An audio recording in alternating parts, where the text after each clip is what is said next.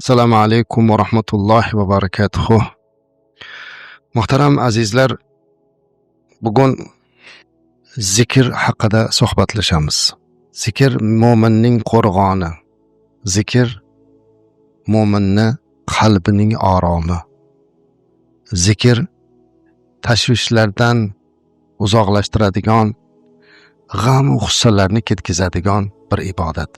Zikr degani eslash degan ma'noni beradi. Biror narsani yodga solishlik. Mana shuni zikr deydi, o'zi eslamoqlik.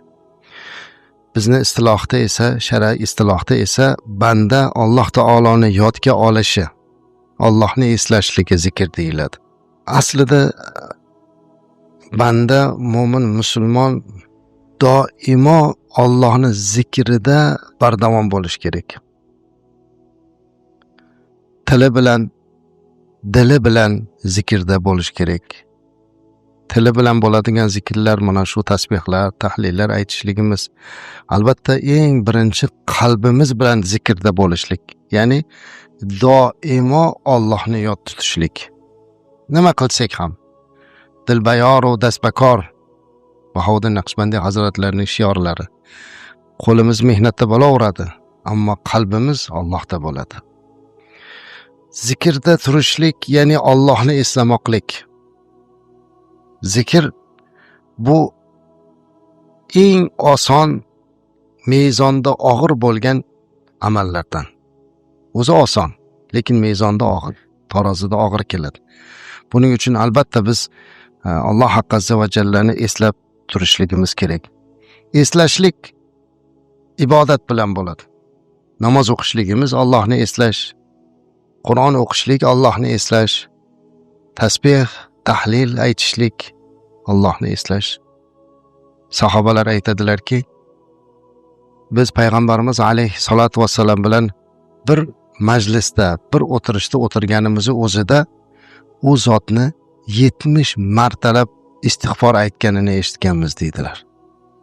Rasulullоhdek zot. Payg'ambarimiz alayhissalatu vassalamning tillari hech qachon zikrdan to'xtamagan, magaram ikkita holatda, uxlaganlarida va hojat tahoratda bo'lganlaridagina to'xtagan ekan. Boshqa payt tillari zikrdan to'xtamagan. Zikr aytuvchi zokir banda bilan zikr qilmaydigan g'ofil bandani orasidagi farqni payg'ambarimiz alayhisalom birlari tirik, birlari o'lik deganlar. Shunaqaga qiyoslab o'xshatadilar. Allohni zikr qilishlikdan hech qachon malollanish kerak emas azizlar.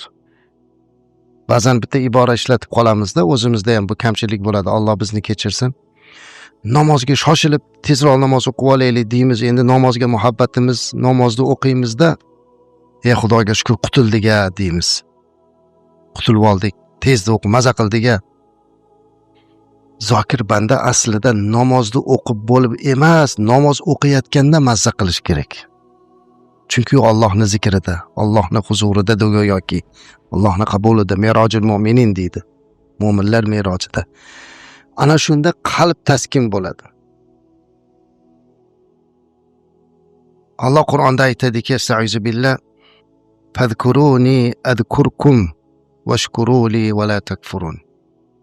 Bandam meni eslang, meni eslanglar, men sizlarni eslayman. Allohning eslashligi, Allohni yodga olishligi, Allohning rahmatin tushishligi bu qandaygan bir baxt. Tasavvur qilingda, hozir sizni podshoh esladi. Sizga agar birortasi kelib shu xabarni aytsak, o'zimizga sig'may ketamiz. Nahotki meni esladi. Endi tasavvur qiling Allohni eslashligini. Alloh sizni eslaydi. Chunki hadis bor. Payg'ambarimiz alayhisolatu vassalamdan Abu Hurayra radhiyallohu anhu rivoyat qiladi. Bu hadisni Imom Termiziy va ikki shayx rivoyat qilganlar. Aytadilarki, qala Rasululloh sallallohu alayhi va sallam, yaqulullohu azza va jal, ana inda zonni abdi bi. Alloh shunday deb aytar ekan, men bandam bilan meni haqqimda qilgan nima gumon qilsa o'shandoqman. Bandam meni sevadi deb gumon qilsa, menga rahmati nozil bo'ladi, meni gunohlarimni kechiradi degan qanaqa Alloh to'g'risida gumonda bo'lsa, men shu gumonidaman o'sha bandam. Alloh shunaqa deyapti. Wa ana ma'ahu hina yadhkuruni fa in dhakarani fi nafsihi dhakartuhu fi nafsi wa in dhakarani fi mala'in dhakartuhu fi mala'in khayrin minhu wa in ikhtaraba ilayya shibran taqarrabtu ilayhi dhira'an wa in ikhtaraba ilayya dhira'an ikhtarabtu ilayhi ba'an wa in atani yamshi ataytuhu harwala. Rawahu Shayxon va Tirmizi.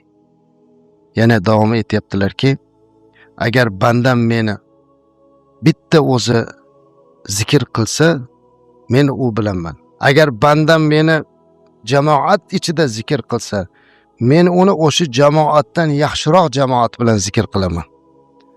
Ya'ni farishtalar bilan.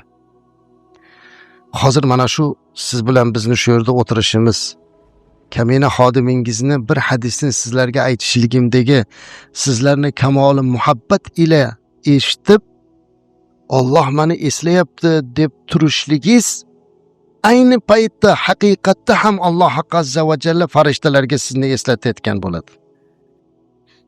Alloh bundan ortiq bandaga yana nima rohat bersin? Agar bandam menga bir qarich yaqinlashsa, men unga bir arshin yaqinlashaman debdi. Agar bandam menga yurib kelsa, men u tomonga yugurib boraman debdi. Subhanalloh. Albatta bu yerda majoziy ma'noda, masalan Alloh kelishligi, Allohni bizga yaqinlashligi deganda rahmati, lekin shunchalik darajada bandasiga Alloh mehribon. Endi aytingchi azizlar, Alloh bizni zikrimizga, bizni tasbihimizga muhtojmi? Banda muhtoj. Modomiki biz Allohning rahmatiga muhtoj ekanmiz, modomiki biz Alloh azza va jallaning azobidan qo'rqib, rahmatini umid qilib, jannatiga intilar ekanmiz, Allohni eslamoqlik bu biz uchun kerak. Payg'ambarimiz alayhissalatu vassalamning oldilariga bir sahoba kelib aytdilarki, ya Rasululloh sallallohu alayhi vasallam, menga ko'p ibodatlar qiyinchilik tug'diryapti. Osonini o'rgating. Payg'ambarimiz alayhissalom, tiling zikrida doim nam bo'lib tursin dedi. Tiling doim zikrda tursin. Mana shu eng zo'ri. Alloh bizni yaxshi ko'rgan ismimiz bilan chaqirib, o'zini zikr qilishlikka buyuryapti. Estaizu billah. Ya ayyuhallazina amanu.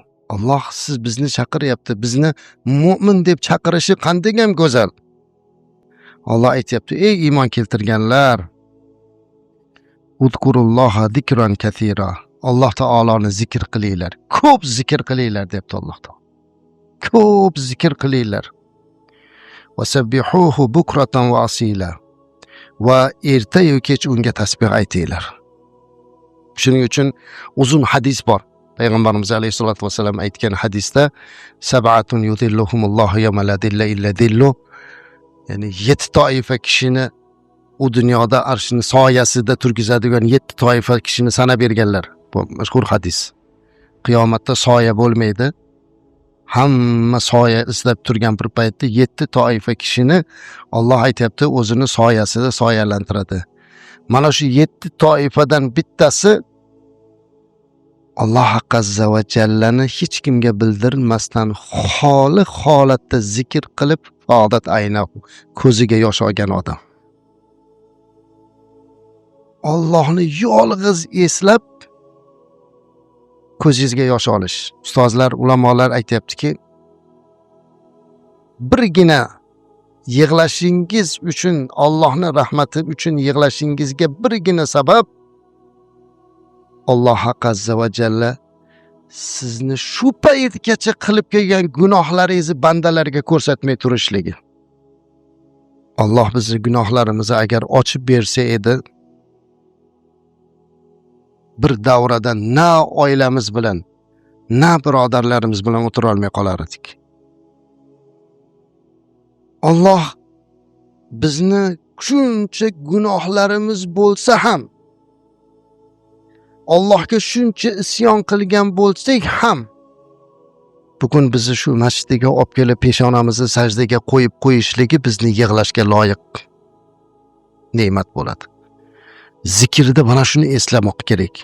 Xatolarini, gunohlarini eslab, Allohning rahmatini umid qilib, jannatini orzu qilib, Rasululloh alayhi salatu vasallamni jannatda ko'rishlikka intilib, Allohning diydorini ko'rishlikka mushtoq bo'lib zikr qilib yig'lagan inson mana bu haqiqiy zokir va aytilingan fazilatlarning egasi.